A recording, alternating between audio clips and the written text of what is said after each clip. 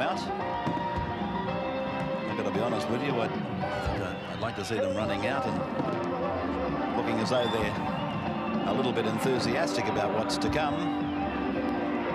There's Michael Bolt, one of the old-timers, he said, in inverted commas, playing his 100th game for the Steelers tonight. In fact, the 100 mark was eclipsed by only one other player, and that was Brian Hetherington. He's gone past the 100 for the Steelers. The fireworks exploding skywards. Now, here's a football team running out. That's what we like to see. Come on down, Peter Tunks and the boys from Bulldogs territory. Will they reign supreme again? Will they make it 3 in a row? There's plenty of people prepared to put their money down to say they will. Barry Barnes in charge. Gee, it's a long time since we've seen Barry on TV.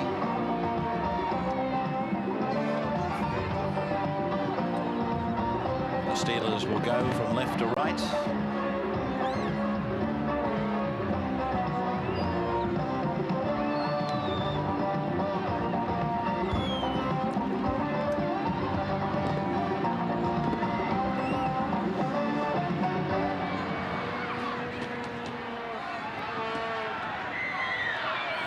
So the defending champions against the Wooden Spooners for 86. And a good kickoff, not quite finding touch, and O'Brien is tackled, and in comes Illawarra with a 3-man tackle. He's done, and immediately a penalty goes to Canterbury. It was a good kick-off by Macklin Shaw. We haven't seen much of him, if any of him, on television before, but he's a young fellow. I can remember him playing Commonwealth Bank Cup, and he's got one of the longest kicking games in football, and I expect him to use it on plenty of occasions tonight. Andrew Farrow playing in the centres in number 2.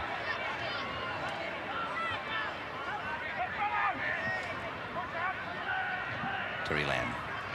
And that was a very quick ball out there to Chris Mortimer. It required a good tackle, and Brian Hetherington supplied it. This is Kelly with the headgear. Illawarra coach Brian Smith. Tunks got under a tackle from Carberry, but they come in 2s and 3s, and I'll tell you what,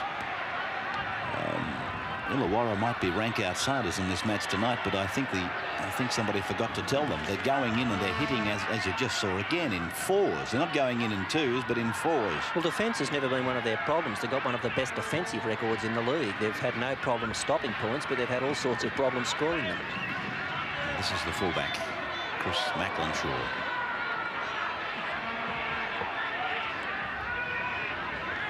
Max Mannix, who played with the Canterbury club prior to moving to Illawarra. There's the lower grades. Illawarra won the 23s 10-0 and the reserves 28-0. And again they use the kicking game. Curry gets underneath it. He's pulled down by Hardy originally. And coming in over the top was Worthington, the lock in 8 and Bolt in 12. The runaround is on for O'Brien.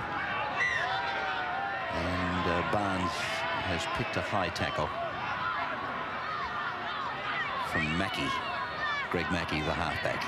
Swinging arm in the tackle, apparently. Let's have a look at it. Here it is on the 2-3 replay. Steve O'Brien. Oh, yes, sirree. Mackey let go with a right. No score. As Macklin Shaw makes a good run. He's taken play 25 metres out from his own line. Kick ahead now. And a very early tackle by Illawarra, put down the ground by Steve Worthington, and tackle with the ball is Curry for Canterbury. Lamb, Campbell. Sandy Campbell playing in jumper number 15. Hagan, Chris Mortimer. Upfield in 10 is doing a lot of tackling. Oh, good quick passing by the forwards, linking up with the winger O'Brien. He comes to the 22, he kicks, it came off the hands of Macklin Shaw, and Terry Lamb. Mr. Terry Lamb, Esquire, goes in for another try, simply because he follows the football. It stands to reason if you stay somewhere close to the football, you have got a greater chance of scoring tries than the fellow who stands back and simply barracks for one of his colleagues. Have a look at it. Steve O'Brien uses the kick to beat the last line of defence. Macklin Shaw throws his hands in the air, gets a touch, and automatically puts them all onside. And Terry Lamb, even though he was behind the kicker anyway, he staggers over the line. Little Baba Lamb picks up another try. Greg Mackey missed a tackle here in cover defence. He came across to take O'Brien, but O'Brien's got a very good fend. He used the right hand there to push him off. This was one occasion that I would condone the kick ahead. He couldn't get a good pass away. Lamb came through after the ball was touched, and that try by Terry Lamb, the best support player in the game, now makes him the leading point scorer in the Winfield Premiership. Canterbury, prior to that try, had held the ball for 32 tackles. Illawarra just for 6 tackles. So Lamb, yesterday I put probably the biggest rap I could put on a footballer on Peter Sterling, but I've got this bloke rated at number 2 or equal number 1, let me tell you. Terry Lamb, what a great player. Much, much better than that kick. Here's the score. Canterbury 4, Illawarra yet to score. Farah kicking for the line. He should find it down near the 22. Well, let's take an update on the condition of David Gillespie. Here's Graham with the Canterbury doctor. Hugh, David Gillespie, that work accident, I believe he's undergone microsurgery to try and save a finger. Yes, my information from the hospital, Graham, is that the microsurgery at this stage looks to be successful. The arteries have been repaired. The finger was also fractured, and he has got a pin in that finger. So how long is he expected to be out? Well, in normal circumstances, you'd expect that the fracture would be about six weeks probably before that heals. But as far as the microsurgery is concerned, the next couple of days will tell the tale. So he's likely to be out of the semi-finals. For the man himself, David Gillespie, what about his Kangaroo Tour prospect? Well, at this stage, given normal healing circumstances, one would only hope that he would still be fit to be able to play by the time the Kangaroos are ready to play their first match. OK, Hugh, thanks for taking time out to join us. Thank you. Ray, I'm pretty sure that you would find that one David Gillespie, affectionately known as Cement out Canterbury Bankstown Way, would be watching this game tonight. I'm sure we send him all our best. Sure, Graham, yeah. Yes, David, good luck to you. It's a bit of a blow for you, I know, but you'll find there's ups and downs in life. That's only a minor dipsy-doodle, old boy. Bugden, Lamb, Hagan, Farah, O'Brien going for the corner. Oh, easy. Oh dear, Chris Macklin Shaw had him in his sights. He had the sideline to help him. But Steve O'Brien went, well, he put a little bit of an in and away into his work, and then he beat the Illawarra fullback so easily. So it was simply a case of Canterbury pushing the ball out wide, then that long cutout pass. And he comes to the fullback after beating the winger. And O'Brien went in for one of the easiest winger tries that he'll ever score. This was a well-constructed try by Canterbury. There were 2 cutout passes. Firstly, that one behind a man's back, and the second one in front of the face of a player. The ball went onto O'Brien. I thought Macklin Shaw probably played into O'Brien's hands. He got flat-footed. Instead of coming forward to make the tackle on the man, that gave O'Brien enough room to move, and he scored the Bulldogs' second try. 22 metres out, a couple of metres in from touch. Former Dally M Player of the Year, Terry Lamb. And Dally's coming up in a fortnight. And there she goes. It's coming around, but not quickly enough. No goal. Scoreline, Canterbury 8, the Steelers yet to score. A bit difficult working at Belmore from the hillside. We just can't quite see the timepiece or the scoreboard without almost poking your head out the front of the box. Penalty to Illawarra.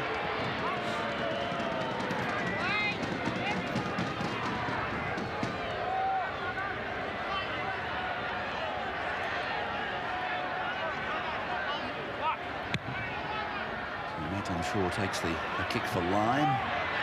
And he fails to find it, so really nothing's going right for Illawarra. I tend to think that Brian Smith's game plan might have been made with good intention, but here's Paul Dunn opening them up, looking to his left for this man O'Brien. Langmack gets it away for Chris Mortimer, and they're now 25 metres out from the Illawarra line. They're fanned right across the ground to the right. Terry Lamb holds it back. Still in the centre of the ground. They can go either way.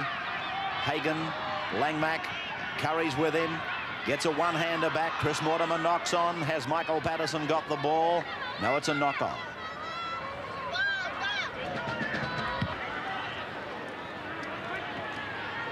Worthington. Good football. This is upfield now. 5 tackles gone. And Seamus O'Connell puts the kick in. Sandy Campbell back there. And comes across the ground before trying to split them. And he does. And it's a good run by Campbell. It's all of 30 metres as he reaches the halfway line.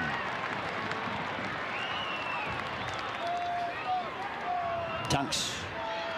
Well, you have another example of it. No good kicking unless you have a good chase and pin the opposition down. Illawarra kick. Campbell ran the ball back easily, and now here they are again as they've been all this first half, back in Illawarra territory. Bugden, Hagan, Lamb. Little ball for Chris Mortimer. Arms free. Back and now. Way to Hagan. Out the back, and it's coming down, I think, to Illawarra. I think Brown has it. Yep. Hardy tackled about 8 metres on his side of the halfway. Did I hear a siren? Just a bugle in the crowd. Peter Smith playing the ball. Patterson. Put down there by O'Connell. Knock on and a scrum to go down. 8-0 in favour of Canterbury. Well, the entertainment continues here at half-time to his Monday Night Football with the Fire Brigade Band and the Academy Guards as we welcome to his Monday Night Football, Stevie Mortimer. Steve, the reason why you weren't out there tonight? Oh, I copped the knock in the game against St George last week in the Monday night game, Graham, and I'm not 100%, and I thought it'd be better to rest it and just give me an extra few days for recovery. So there's no doubt about Sunday in South Sydney? Oh, no, there's no doubt. I probably could have played it a pinch tonight, but I didn't want to risk it, and I want to say it is a more important game on Sunday, so I'll leave it like that. Saunders in 15. There he is on camera, taking the place of Stanbrough. Canterbury intact. Illawarra required to make 134 tackles. Canterbury 69. And right there on your screen is pretty good evidence of a game plan that backfired. Or maybe I should say a game plan that wasn't carried out exactly the way the coach would have expected.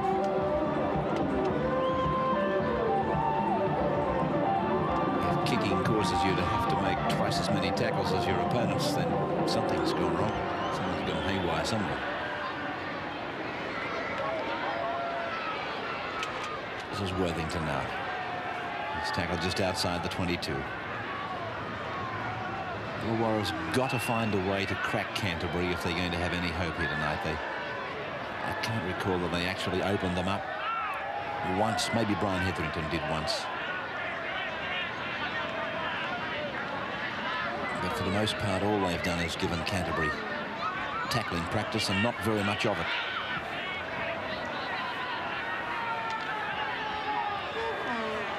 This is Bolt.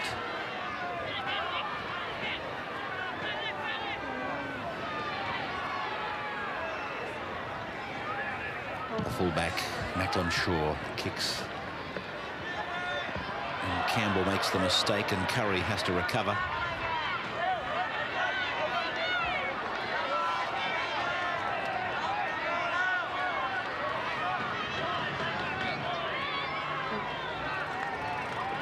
Farah.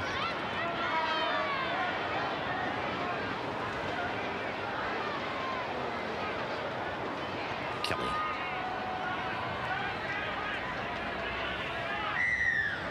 There's a penalty to Canterbury. It's for interfering with Kelly trying to play the ball. You'll see it here. The man in question was Michael Bolt. He just politely put him back on the ground. So a rather stupid penalty right in front of the referee. All it's done now is relieve the pressure, if there was any pressure on Canterbury. And they're going to now take the tap just into Illawarra's area. Away to Lamb, Hagan, Chris Mortimer.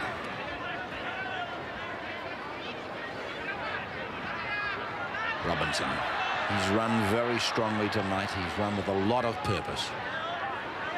It's the game that Jeff Robinson plays best. Getting back, winding up. Done.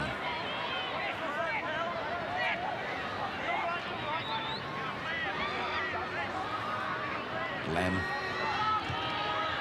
Got a kick going through. Saunders is back there with the fullback. They've both made a mistake. One of them got a push in the back. Macklin Shaw tackled. It's a penalty.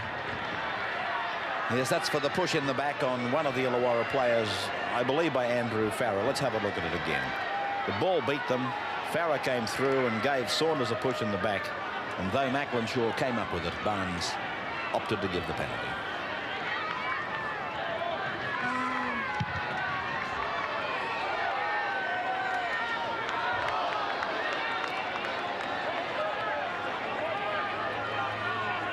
Taken by Worthington. Across from Mackie to Carberry.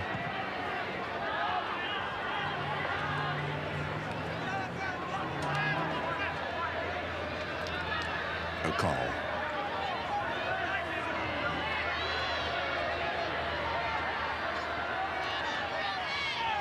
Peter Smith hit by the Canterbury defence and hit very hard.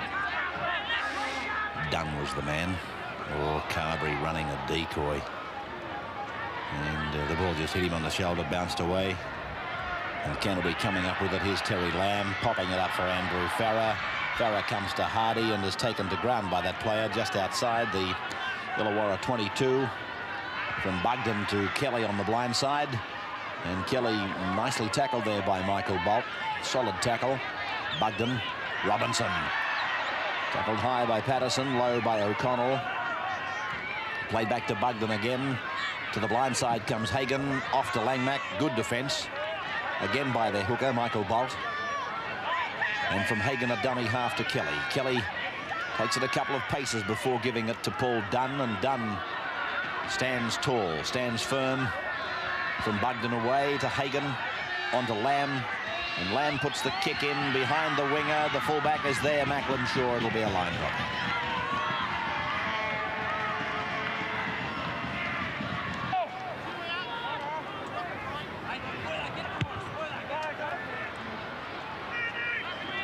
Illawarra, the first team to play Monday Night Football. They played Souths. Well, Illawarra haven't played all of that well tonight. Carberry Bell making a good break, looking for runners. Michael Patterson was there, but Carberry couldn't get him the pass. This is Hardy to play it now. As I was about to say, they're still only down by 8 points to 0 and very much in this game. If they could put something together, they could certainly put some pressure on Canterbury, because Canterbury are prepared to go through the motions and just win this match. I'm sure that their players have made a decision, and in spite of what your coach tells you how important each game is, that they'd be happy to go in with no injuries and purely having got the 2 points. Here's Mackie running into Lamb and put to ground. And Mackie is having his face. I thought he was going to stay down for a moment. You could find little Terry Lamb. Not only tackled him, he muscled him at the same time. O'Connell now, 15 metres out from the line. 5 tackles gone, penalty to the Steelers. Well, they've got to take the kick. It's only 8-0. And still 28 minutes of time. Touch judges come in. This will be to do with a punch that Terry Lamb threw at Mackie. Not in that tackle, in the previous tackle. Bulldogs support group doing their best to distract Macklin Smith. Gets it away, good. It's a goal. So it's 8 points to 2 in favour of Canterbury over Illawarra. By Jove, Bolt's done some work in around the rucks for Illawarra. Tunks. 31 tackles, I'm told, by Warwick Roberts, the statistician.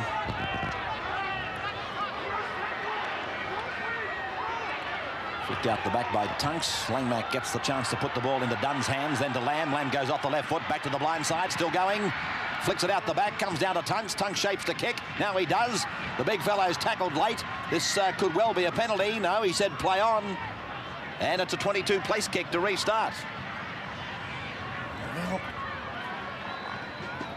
I suppose I could say let's put it on the replay, but there's no doubt in my mind after Tunks kicked the ball, he was tackled. And it most assuredly should have been a Canterbury penalty. Now it's an Illawarra penalty.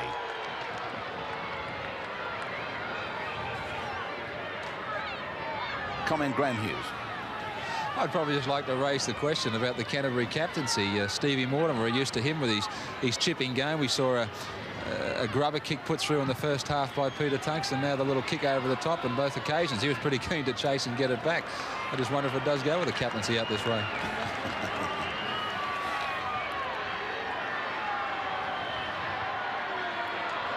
Upfield, doing exactly that.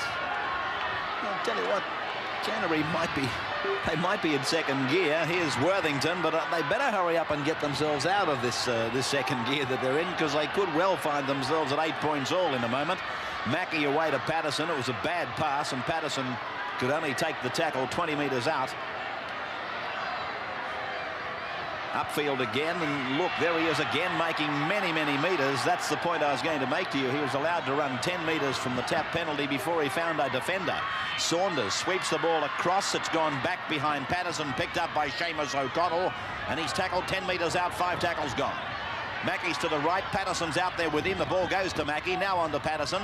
Patterson calls them inside. Hetherington sweeps the ball back to Mackie. Mackie puts the kick in behind, and it's fielded over there by Phil Sigsworth.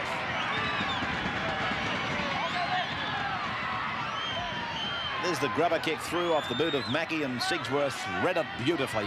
Smith off, and Bradley is on.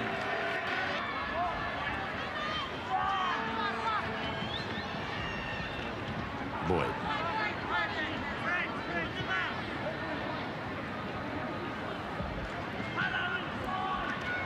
Done.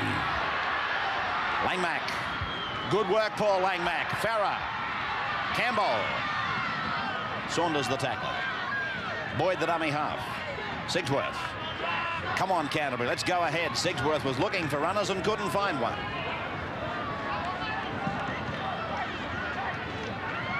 Done. Out the back. Through from Mortimer to Langmack. Langmack now to Farah. Farah's got men on the inside. Finds Boyd. Boyd puts the head back. Finds Campbell. Campbell looks around. It's come off the hand of Farah. Pass was a mile behind him. They had enough troops there to win a world war. Everywhere you looked, there were blue and white jumpers, and only one Illawarra defender could be found at all times. All they had to do was keep the ball alive and draw and commit. Alchin to half in 20. Hagan to 5/8 in 3. Farah to the centres in 2. Campbell on the wing in 15. Sigsworth at fullback in 40. Alchin tackled 5 metres out from the line. 22 is Boyd. The only backs actually to have their right numbers on are Sigsworth and Chris Mortimer. Beg your pardon, O'Brien and Chris Mortimer. Tunks a dummy half. Watch for the play that he likes so much. He doesn't go for it. Alchin comes off his left foot. Meets a driving tackle from Illawarra. In particular from Scott Greenland. To the left for Tunks. He spreads it away to Hagan. Hagan looks around, calls Dunn through. And Dunn has tackled 8 metres out. Tackle number 5.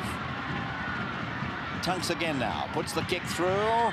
And in goal. It's going to be a line dropout that will resume play.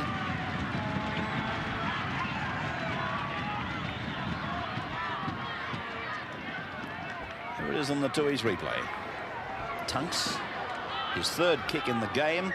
That makes 54 kicks in this match tonight. 54 kicks in general play. 28 by Illawarra, 26 by Canterbury. That's high. Sigsworth to play it. 5 minutes of match time remaining. Chris Mortimer.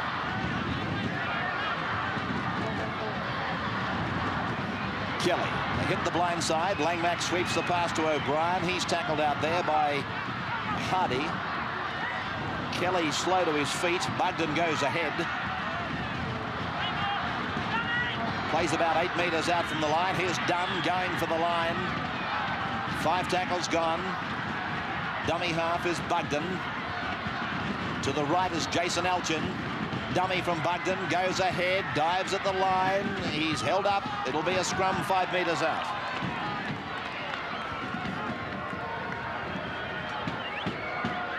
It's Bugden having a go.